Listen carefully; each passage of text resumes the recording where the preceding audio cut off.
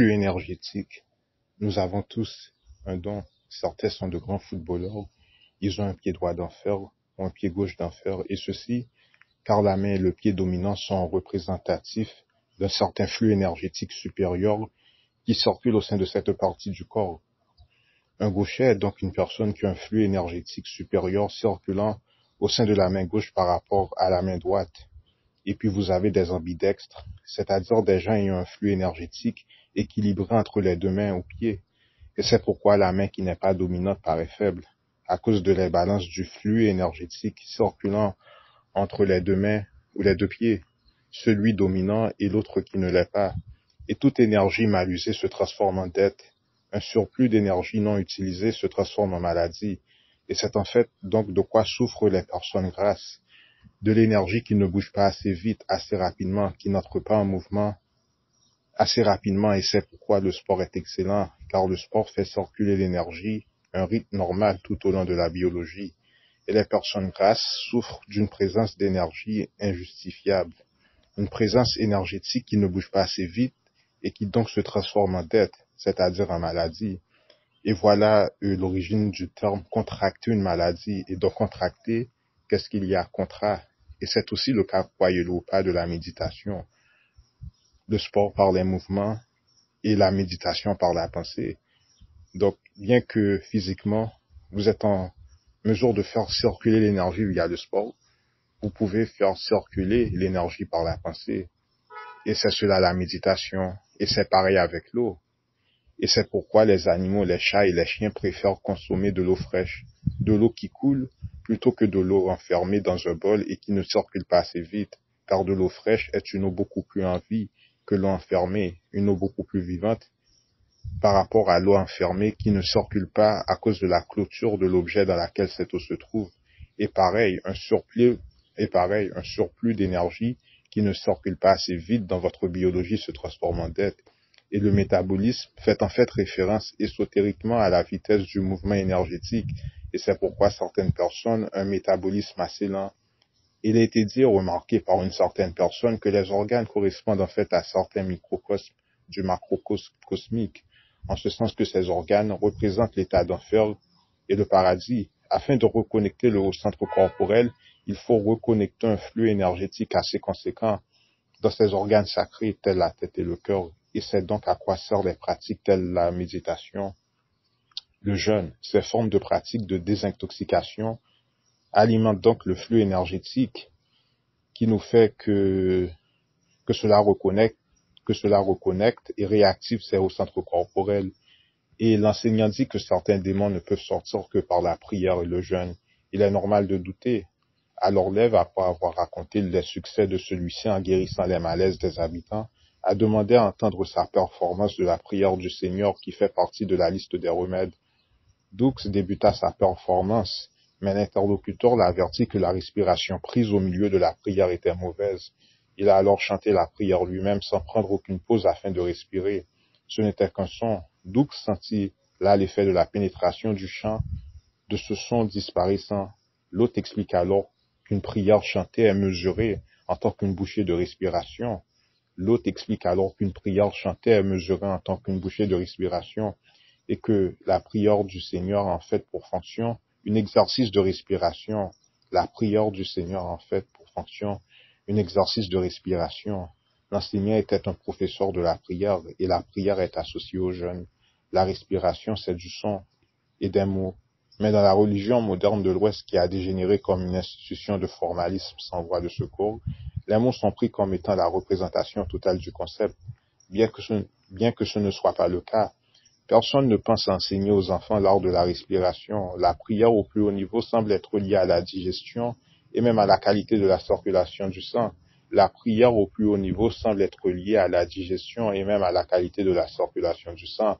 C'est là le vrai sens du christianisme primitif, ésotérique.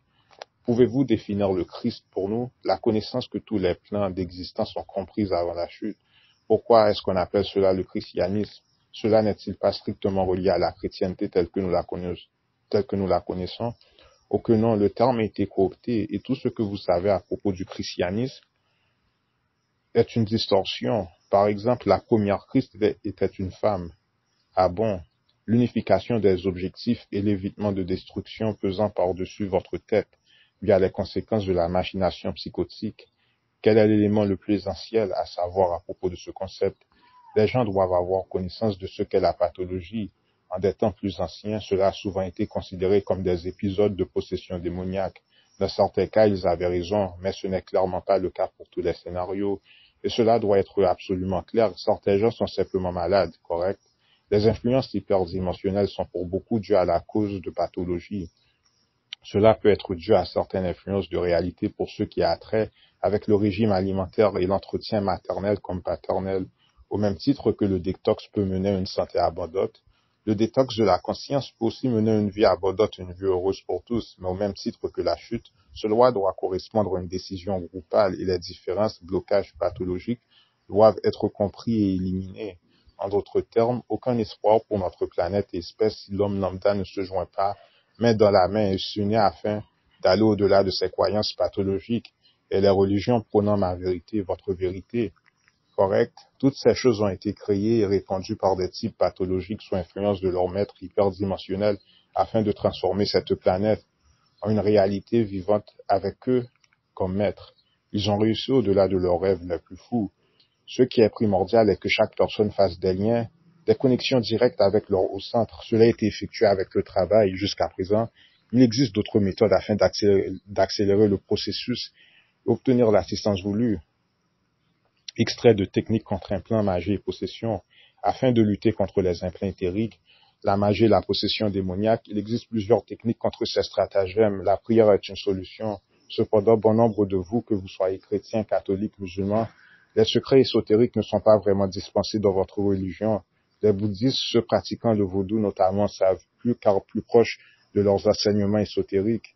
Nous vous avions dit que la prière ne consiste pas qu'en la récitation du verset ou de sourate. Dans une vidéo précédente, on avait dit que les prières sont des moyens non pas seulement de protection, mais aussi de guérison, si bien récitées et surtout chantées. Il est estimé que la fréquence de l'amour s'évalue à 432 Hz. Il serait donc profitable, si cela vous intéresse, de trouver la récitation de vos prières ou de vos mantras à une fréquence proche de 432 Hz et d'imiter le chant ou d'apprendre à chanter afin d'augmenter votre vibration. Ceci dit, outre cette technique, l'essentiel est que votre niveau de fréquence de vibration et de résonance soit proche de 432 Hz. Lorsque vous arrivez à ce niveau, vous n'avez même pas besoin d'appliquer les techniques mentionnées. De toute façon, le jour où vous atteignez cette vibration, vous allez disparaître de ce monde. L'autre chose est qu'il est préférable, si vous êtes en mesure de chanter vous-même, de les réciter plutôt que de les écouter. Il est préférable de les chanter vous-même plutôt que de les réciter. En faisant ceci, vous pouvez changer l'expression de vos ADN. Donc, ce qui est dit en bref est que le chant, les mouvements, la danse, l'art martial, tous ces trucs sont des modalités qui permettent de changer la trajectoire du mouvement énergétique corporel afin d'activer vos chakras. Les mouvements, le chant, la danse, l'art martial sont des modalités qui permettent de changer la trajectoire du mouvement énergétique corporel afin d'activer vos chakras. Et nous voilà donc le but de la danse de la pluie, etc., de changer la trajectoire du mouvement énergétique afin d'instaurer une modalité climatique différente de façon temporaire.